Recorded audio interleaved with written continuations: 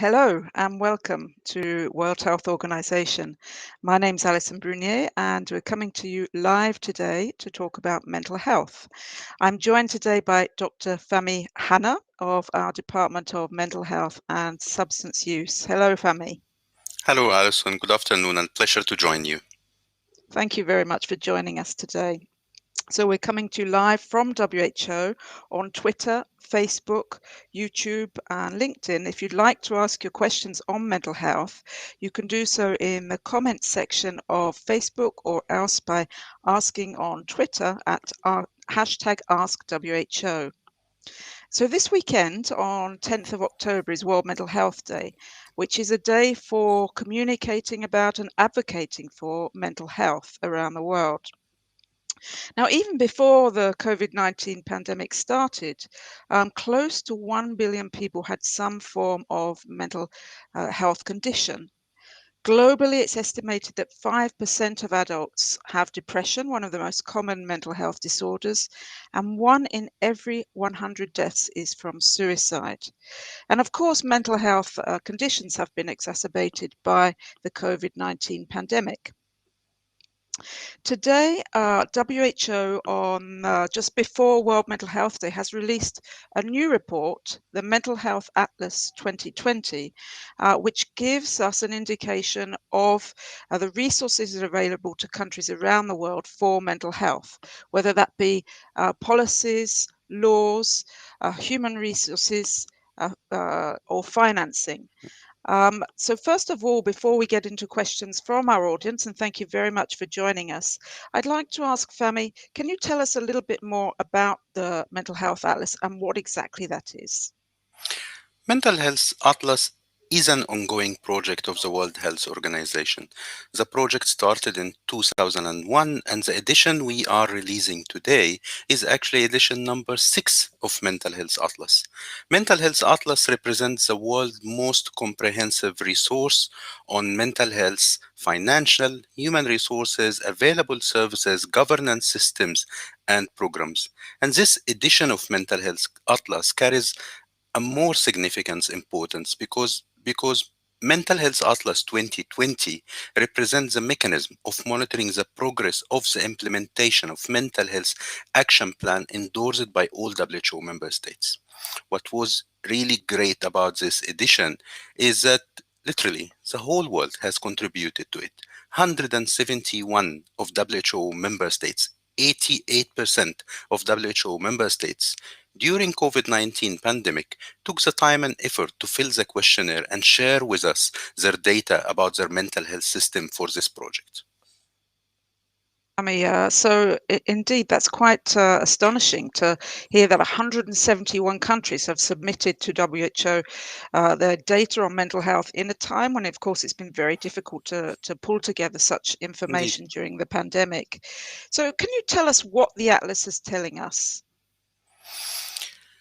Thank you, Alison. This is a great commitment from member states to submit the data during these challenging times. But I'm afraid when we have a deeper look on the Atlas results, on the data reported by the countries, there is some worrisome results. The Atlas is telling us that there is a global shortfall in investment in mental health. Only 2.1% of the global health budget around the world is spent on mental health. And unfortunately, this is unequally spent. 70% of this budget is actually spent on long stay mental hospitals, which are centralized services, and most of the cases they are away from the community. Atlas is also telling us that the situation of mental health integration into primary health care is very limited in most countries. 25% of countries only reported a functioning program for mental health care. Atlas is also telling us while there is a large percentage of WHO member states having plans and policies, unfortunately, when we look at the implementation and allocation of resources, only 21% of WHO member states are implementing those plans. Atlas also is telling us with the results we're releasing today that the coverage for severe mental disorders is showing a huge gap. Only 29% of people living with psychosis are receiving services. This is a huge gap. Only 1 in 4 people of psychosis are receiving service, and the gap is wide between low income countries where the service coverage for this condition is 12% and high income countries where the service coverage for this condition exceeds 70%. And when we look also on the Atlas data on mental health and psychosocial support preparedness as an integral component of emergency plans, only less than 30% of the countries having mental health and psychosocial support integrated into their disaster response plan. So, Alison, I'm afraid Atlas is not telling us many good news. It's telling us that unless a significant financial and human resource is invested in the area of mental health urgently, we will not be able to achieve the target set by the member states until 2030. Okay, thank you very much, Fahmy. That's rather sobering news from the Atlas. And just a reminder to people listening in and watching us today, thank you very much for joining us. You're joining the World Health Organization live on Twitter, Facebook, YouTube, and LinkedIn. Please do send us your questions on mental health, either in the chat function of Facebook or either or else on Twitter using hashtag AskWHO. So, Fahmy, you've told us about the rather, as I say, sobering news from the Atlas. Is there Indeed. any good news? Indeed, the first good news is the commitment from countries to submit the data. When we say that 8% of the countries are willing to submit the data, that shows commitment and is reassuring that countries are planning to report and to further invest in this area. Also, when we look at the governance data, the policies and plans of majorities of countries has actually more than 50% updated their policies and plans during the last 3 to 4 years. Again, showing the results of effective advocacy globally, regionally, and at country level. And also the target on suicide indeed has been achieved with reduction of deaths related to suicide by 10% globally and collectively. The world has achieved this target. Thank you, Fahmy. Well, we're starting to get some questions in from our listeners now. And the first one actually relates to stigma. And as a reminder, this weekend is World Mental Health Day on the 10th, Sunday, the 10th of October. And it's really a day for communicating and advocating for mental health. So this question comes from Tess, who on LinkedIn. Hmm. And she asks why mental health is still a taboo subject and how can we break down the stigma associated with mental health? Thanks, Alison, and thanks for the colleague who asked this important question. Indeed, mental health was and still, unfortunately, a stigma, and stigma is a barrier. It's not only the lack of investment, but even when we do the investment, we need also to raise the demand for the services. Some reassuring results are there on when it comes to mental health awareness programs by countries. So Atlas was telling us that around half of the world, 52% of countries, are having functioning mental health prevention and promotion programs.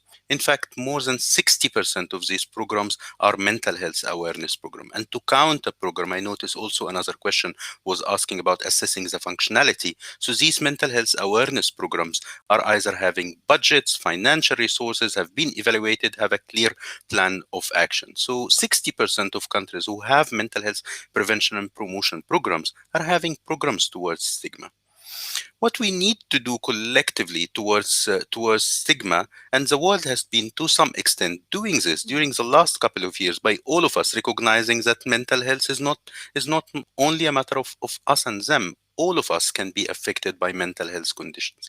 I think the key effective way to combat stigma is to integrate people living with mental health in the community, in the service we develop towards them, and also in the community activities in the society in general, and give them equal civil and human rights equal to the rest of the population. Thank you, Fahmy. A lot of important points made there, and indeed, one of the recommendations, a key recommendation from WHO over a number of years now, is the importance of integrating mental health services in the community, in primary healthcare services, and deinstitutionalizing care for people with mental health conditions. I would like just like to add also, as well, in response to the question about stigma, the importance of talking about mental health. And of course, Yeah. there are events like the event that we're holding today, which can help. And there are many groups at national and local and international level who are helping people to have these conversations about mental health. And over on the WHO website over the weekend for World Mental Health Day, we will be publishing some video testimonies from people in different countries around the world who have suffered with their mental health during the pandemic. And they're telling us about how they've overcome the difficulties that they've faced and also what they would like to see change in terms of mental health care in the future. So I would encourage you to go and have a look at those Yeah. videos. And I'd like to take the opportunity to thank those people who accepted to tell us their stories if they're watching today for agreeing to do that. So we have a question now about suicide. You mentioned earlier that the only target to 2020 target that was actually met was relating to the decrease in suicides, the target for um, suicide rates decrease. Yep. Now, somebody has a question. It's actually Sajos Simkada writing on Facebook about how we can be sure about the data that we receive on suicide. Are you able to say anything about the way we collect data, Fahmy, and how we were able to make these kinds of statements over time? Sure. Thank you so much, Alison. I'll give an overview on the process of collecting data in general for Mental Health Atlas. So the key contributor for Mental Health Atlas data are mental health focal points at ministries of health all around the world. WHO, through its network of regional offices and country offices, reach out for ministries of health, for governments of the world, for official nomination of mental health focal points who would reach within their own country through different data collection mechanisms to submit data to WHO.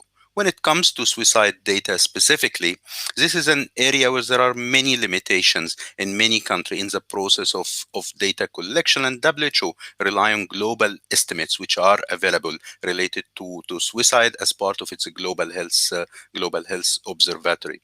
I want to say while it is a great achievement that the world have achieved 10% reduction in deaths related to suicide, but we also need to remain vigilant in the coming years, because what we noticed during the COVID-19 response, that many of the suicide prevention programs in countries, 44% in fact of suicide prevention programs has reported as stopped by countries during 2020. And when we look also at Atlas data, actually few countries, small percentage of countries, in fact 35 countries only, has reported that they have a standalone suicide prevention strategy, and less than 50% of countries are actually reporting that they have a suicide prevention strategy integrated into their mental health action plan. While this data is reassuring about the reduction on suicide rates, but we need to remain vigilant in the coming years, because COVID-19 has some impact on risk factors on suicide. But until now, we don't have data actually about concrete data from countries about increase in suicide rate. Okay, thank you, Fahmy, for that explanation. Of course, the suicide target was just one of a number of targets that were in Indeed. this mental health atlas. So, going to another question now from Veronica Douglas on Facebook in relation to COVID-19, who asks, what policy does WHO have in place to help patients or people who have had COVID who are suffering from mental health? And I'd like to expand that because mental health, of course, has people's mental health more generally has suffered. People have been affected by the pandemic and all the consequences of the pandemic. So, can you talk about what WHO has been doing during the last 18 months to support people who are in that situation of declining mental health? Thank you, Alison, and thanks, Veronica, for this very important question. In fact, COVID-19 have impacted lives directly and indirectly in most countries of the world. WHO, since the outset of the pandemic, has considered mental health and psychosocial support as an integral component of this public health emergency response and cross-cutting across the different pillars of public health emergency response. And one of the areas we really focused on is developing wide range of materials that are available for the public for different target groups among those who are most vulnerable to be impacted by COVID-19, giving them some messages about how to cope with COVID-19 related stressors. So early in the response, we developed to Doing What Matters in Times of Stress, a self-help guide for adults to help them in coping with stressors through self-help methods, a guide also to tell families for children age 6 to 11 on in a form of children's storybook on how to cope with emotional changes and emotional impacts affecting children of this age, to be used by families and to be used by teachers. Additionally, guides also for caregivers, for older adults, for frontline responders.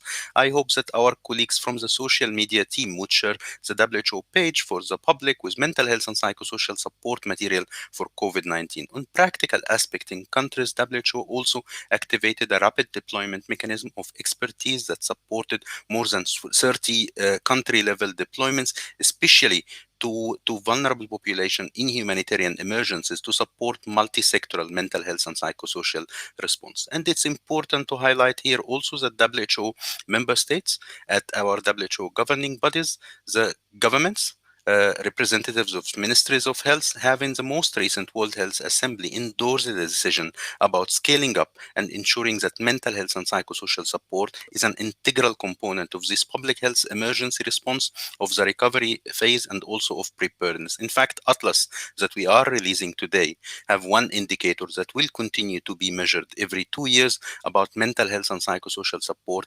preparedness in countries as part of disaster preparedness. Thank you, Fahmy. So we're getting lots of questions Great. in now. Some great questions. Just as a reminder, you're here with the World Health Organization live today, talking about mental health in the lead up to World Mental Health Day on Sunday. And I have with me Dr. Fahmy Hanna from WHO's Department of Mental Health and Substance Use. So a very important question here that's relevant for all of us from Marcia Mavi on Facebook. What steps can we take to avoid mental health problems? Marcia, thank you. I think this is an extremely important question. First, we need to make sure that we stay mentally healthy. We need actually to ensure that we also stay physically healthy. Sleeping with a specific routine and sleeping enough, maintaining a healthy diet, maintaining mobility, also trying to avoid stressors. If news feeds, if any incidents or situations that cause you stress, try to avoid it. Additionally, also be kind to yourself. Make a balance between work, between rest, and try also to avoid harmful habits such as substance use, harmful substance, including drugs, including alcohol or tobacco, and also maintain your social contacts, even if due to certain regulations related to COVID transmission, you need to remain physically distant or you need to remain at home. Stay socially connected through communication means with families, with loved one. Try to make every day part of the day to something that you enjoy the most. And remember also that it's not stigmatizing and it's not negative to seek professional help if needed. And I want to remind you of some of the materials I just mentioned by the World Health Organization, such as our guide on stress management, which is an evidence-based and effective tool to help on stress management in these stressful times. Thank you very much, Fahmy. So some good advice for all of us there. Of course, it's not always easy to do all of those things that you're advising, but we should all try. So now, a question about mental health and young people. Now, this, of course, is also a question of great concern from somebody who's written in on LinkedIn. So, depression is a hard problem nowadays, especially among young people and teenagers, and it can even lead to suicide. Is there any other approach that can be used by governments and healthcare authorities to care for or for this problem or to treat this problem prior to putting somebody on, particularly young people, on antidepressants? Thanks, Alison, and thanks for the colleague for this extremely important question. Indeed, one of the vulnerable groups in during the pandemic are young people. Their routine has changes, their opportunities. Some has delayed exams, delayed opportunities also for education and impact on their social life with social isolation and losing their social contacts and network. Indeed, young people has been affected by this pandemic. WHO, together with UNICEF and partners in Save the Children and other organizations, have released guidance on helping adolescents thrive, with specific focus on helping young people. And one of the innovative interventions that WHO, together with partners, have made is developing a comics books that can be used by families and can be used by teachers for this age group. And I hope the social media team shares the link for helping adolescents thrive guidance and also the comic book and the teacher's guide. Indeed, it's very useful to use with young people. For younger children, as I mentioned before, one of the resources we developed to be used within schools and within families is the children's storybook My Hero Is You and its accompanying guide Actions for Heroes. Thanks, Fahmy. And I'd just like to add as well, we have tomorrow and on Sunday, we will be running some Twitter chats, conversations with experts on a number of these topics. At midday Western European time tomorrow, we will have a Twitter live on young people and mental health. At 4 o'clock in the afternoon, Western European time, we will be talking about suicide prevention. And on Sunday at the same times, we will be talking about providing mental health care for all and also mental health in emergency situations. Moving now to questions about mental health in the workplace, which again affects so many of us. And we have a question, first of all, from LinkedIn from Farzana. She asks how to avoid or overcome stress at work and how to find balance between our work and our personal lives. Thank you, Alison, and great question indeed. The mental health at workplace has indeed impacted with many colleagues around the world working from distance, and the challenges on balancing life and work. Some of the general advice I provided just to the previous question on coping with stressors are indeed very relevant to everyone, including those who work from home or those who have specific stressors at work. Things like maintaining physical health, avoiding stressors, avoiding bad habits such as substance use, talking someone, providing access at the workplace to mental health and psychosocial services. But one of the key things we need to ensure is that not only the workers at the workplace are well equipped with these general advice, but also managers at the workplace are well equipped with this type of advice through orienting managers about mental health and psychosocial support as an integral part of duty of care at workplace, and then orienting the workers that mental health and psychosocial support are essentials not only for their well-being but as well for their productivity and day-to-day work. WHO is also developing guidance in collaboration with ILO specifically at mental health at workplace. Thank you, Fahmy. So we're still getting a few questions in. One thing that I would like to touch on that we haven't really talked about yet, but nevertheless is very important and part of the work that WHO does with partners is provision of mental health care in emergency situations, in humanitarian emergencies, where very many people are displaced due to conflict or due to natural disasters.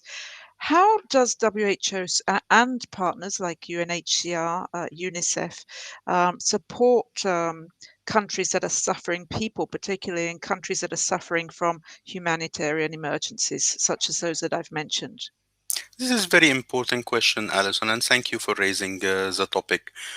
The mental health needs in humanitarian situations, even before COVID 19, are huge. So, 1 in 5 people living in post conflict situation may suffer from a mental health problem. This is huge, noting that there is a huge gap already in mental health services in humanitarian settings. For example, in South Sudan, a population of 12 million people, there are only two specialized mental health professionals in the whole country. Huge gap and huge need. WHO support mental health and psychosocial support in emergency operations globally by coordinating different partners within the interagency standing committee, by co-chairing a specific reference group together with the International Federation for Red Cross and Red Crescent Society that support country level mental health and psychosocial support coordination in more than 57 emergencies. There was indeed recognition for the need of this area of work during COVID-19. And what we saw is that the number of countries within humanitarian emergencies with a coordination mechanism for mental health and psychosocial support was in fact doubled. And WHO also is partnering with UNICEF, with UNHCR, and UNFPA for developing a minimum service package for mental health and psychosocial support in humanitarian emergencies. And to add, WHO also developed during the pandemic specific operational guidance for how to adapt the pre existing and limited services in different sectors for during the COVID-19 pandemic. These operational guidance have been translated and used in different settings and in numerous languages as well. And it's important to highlight that mental health in this context is not only relevant to health sectors. Mental health and psychosocial support is a topic that need to be integrated within education, within protection, within general gender-based violence and different areas of work. Not only within the health sector, but its integration with the health sector is extremely important. Thank you, Fahmy. And you touched on something towards the end of your comments there about education. And we have a question here from Juliana on LinkedIn, who asks about this and asks about WHO's approach or position on providing mental health topics or mental health promotion within Mm, schools. yeah. Great question, and indeed, mental health is a cross-cutting topic and need to be integrated into different sectors. And this population group of young adults and children is in fact an extremely important group of population when you talk about mental health promotion and prevention, thinking that almost half of the mental health conditions start before the age of 14, and that suicide is one of the most common causes of death in this age group. So integrating mental health into education is a necessity indeed. WHO have many resources in this area. As I mentioned earlier, the Helping Adolescents Thrive has specific guidance for teachers. Numerous guidance are also available by WHO, including a specific and adapted version of our image gap guidance specifically for schools, and specific guidance we developed with the interagency standing committee partners titled Actions for Heroes, specifically for younger children 6 to 11 to integrate mental health components into the education of children, particularly of 6 to 11 years old. So I hope our social media team will share the links for this important resources to integrate mental health within education.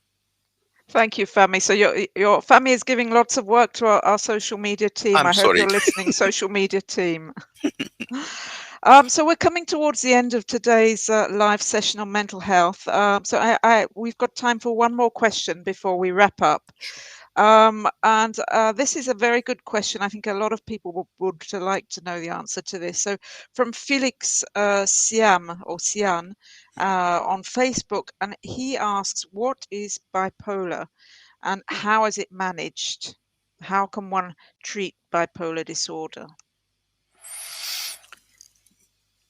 Bipolar disorder is one of the severe mental health conditions which are characterized by episodes of variation in mood, people where people can be sometimes extremely depressed, extremely sad, with sometimes also people can have elevated mood, hyperactivity, impulsivity, and sometimes also have psychotic symptoms, or sometimes also disturbed behavior. WHO provide guidance on bipolar disorder management, and like many other severe mental health condition, bipolar disorder have a gap in its service coverage in countries. As part of our guidance on image gap for general health worker to integrate management of bipolar disorders in general health care, which are non-specialized in mental health. Bipolar condition can be stabilized by medication and by psychosocial support, and require rehabilitation as well. But many people with bipolar are able to live productive life when they access the service they need. Okay, thank you very much for that last question, Fahmy. So today we've had very much a global audience. Thank you very much to all of those of you who've joined us from around the world. On LinkedIn, we've had followers from India, Nigeria, USA, Australia, Saudi Arabia, Afghanistan, Brazil, Pakistan, Mozambique, Norway, Great. United Arab Emirates, Malaysia, Peru, Amazing. Ethiopia, Sierra Leone, Ecuador, Poland, Ghana, Bulgaria, Rwanda, Indonesia, Honduras, Iran, Cameroon, Argentina, Morocco, Bangladesh, Iraq, Switzerland, Singapore, Uzbekistan, Canada, Kuwait. The list goes on. In fact, I think we've probably got most of WHO member states there. So again, thank you very much for joining us today. Do remember World Mental Health Day on Sunday. WHO will be communicating over the weekend on our different social media channels. We have 4 Twitter lives coming up over the weekend, so do block your calendars if you can for those. We'll be providing a lot of information about how you can prevent and treat depression, and what one can do if you know somebody with suicidal thoughts, or you're facing such thoughts yourself. And we also have video testimonies that I mentioned earlier from people who have suffered with mental health conditions during the pandemic and have found help and are now living much more serene and happy lives. So before we close, I would like to hand over to Fahmy. Thank you for joining us. And if you'd like to give any last words to our audiences before we close. Thank you, Alison. If our audience are from government and policy advisors, I would really encourage them to invest in mental health. The world can do more and better if we all invest financial and human resources. And for all our audience around the world, be kind to yourself, and happy World Mental Health Day. Thank you very much. Thank you for joining us. Happy World Mental Health Day, and we'll see you next time. Bye-bye.